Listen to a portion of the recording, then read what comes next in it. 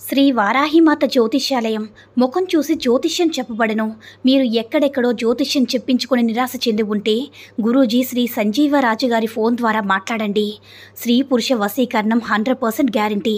మీ పేరు బలము, మీ భవిష్యత్తులో జరిగేది జరగబోయేది చెప్పబడను. మీ కుటుంబ సమస్యలు, చదువు, ఉద్యోగం, మనశ్శాంతి, ఆరోగ్యము మరియు సకల సమస్యలకు కూడా పరిష్కారం చెప్పబడను.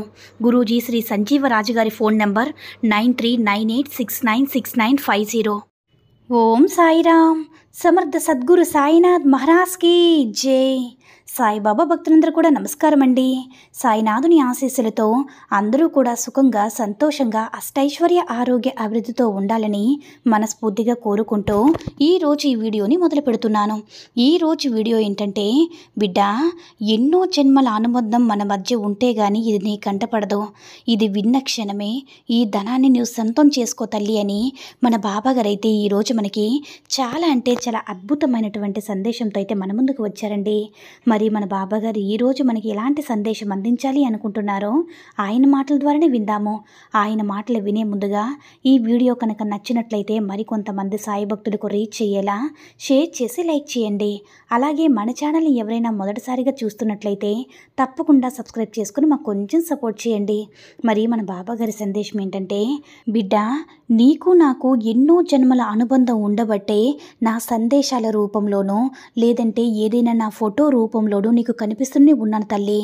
ఎన్నో నిద్రలేని రాత్రులు గడుపుతున్నావు కదమ్మా.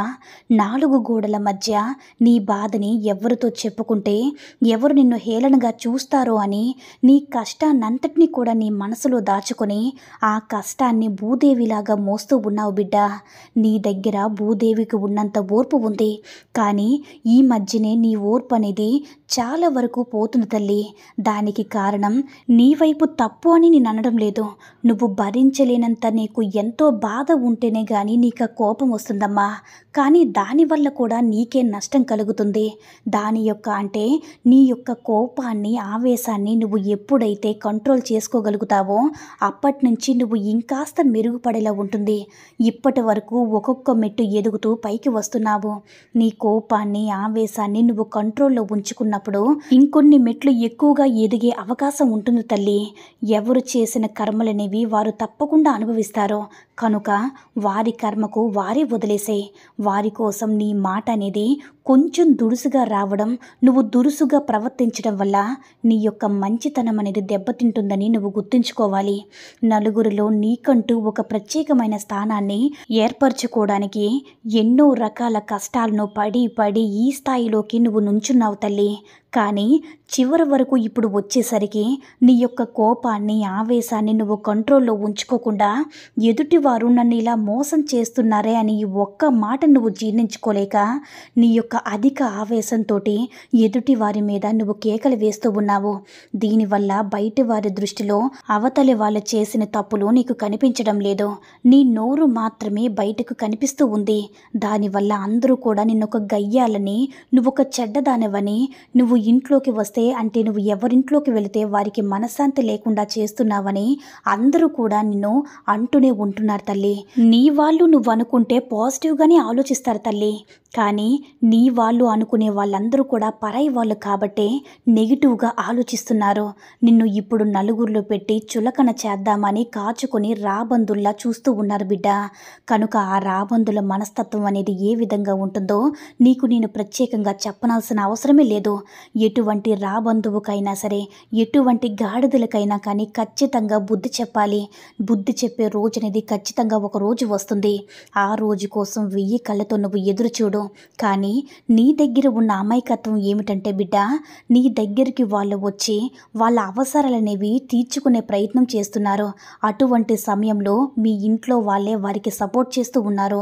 నువ్వు ఎంత వాగినా కానీ, అంటే నువ్వు ఎంత మాట్లాడినా కూడా, నువ్వు ఎంత చెప్పినా కూడా, నువ్వు ఎంత హితబోధన చేసినా కానీ, నువ్వు పడిన బాధలు ఇవి అని నువ్వు చెప్పినా కానీ వాటిని వేటిని కూడా పట్టించుకోకుండా వారి అవసరాలను నీ మనుషులే తీరుస్తున్నారు బిడ్డ.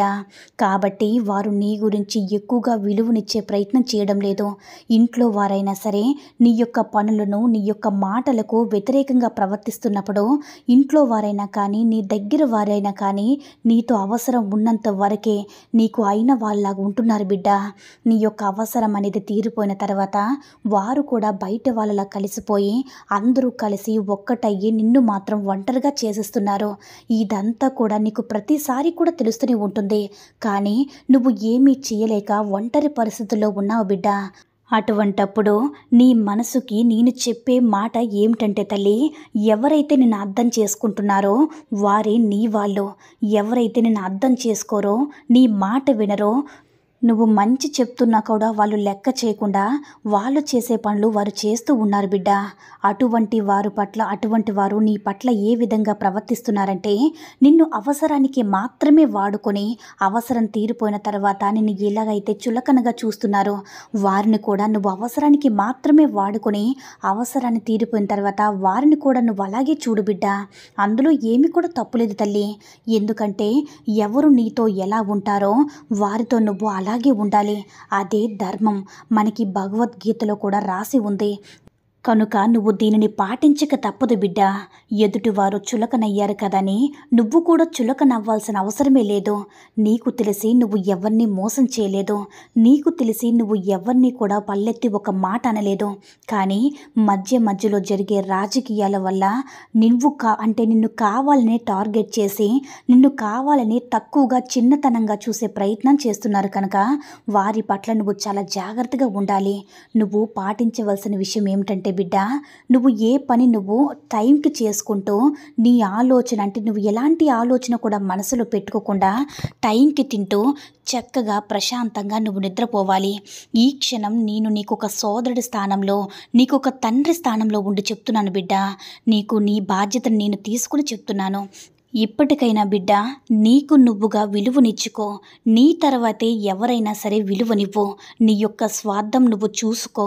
నీ యొక్క సంతోషం నువ్వు చూసుకో. నీ యొక్క ఆనందం నువ్వు చూసుకో బిడ్డ. దాని తర్వాతనే ఏదైనా నువ్వు ఆలోచించుకో. ఇక నేను ఇచ్చిన మాట ప్రకారం ఈ క్షణమే నీ ధనాన్నంతా నువ్వు సొంతం చేసుకోబోతున్నావు తల్లి. నువ్వు ఏదైతే కోరుకుంటున్నావో, నీకు ఎంత ధనమైతే రావాలని నువ్వు కోరుకుంటున్నావో ఆ ధనం నీ వద్దకు చేరేలా నేను నీకు ఆశీర్వదిస్తున్నాను. కనుక నువ్వు దేని గురించి కూడా భయపడకుండా ఈ ధనాన్నంతా కూడా నువ్వు సొంతం చేసుకో బిడ్డ. అది ఏ రూపంలో అయినా సరే నీ దగ్గరికి తప్పకుండా వస్తుంది. దానికోసం నువ్వు చేయాల్సింది నువ్వు చెయ్యు. నీ యొక్క పనిని నువ్వు 100% సక్సెస్గా నువ్వు పూర్తి చేయగలిగినప్పుడు నువ్వు ఊహించినంత ధనం అనేది నీ సొంతం అవుతుంది బిడ్డ. కనుక దేని గురించి కూడా ఆలోచించకుండా ఈ క్షణం నుంచే ప్రశాంతంగా జీవించడం అనేది నువ్వు తప్పకుండా అలవాటు చేసుకోవాలి.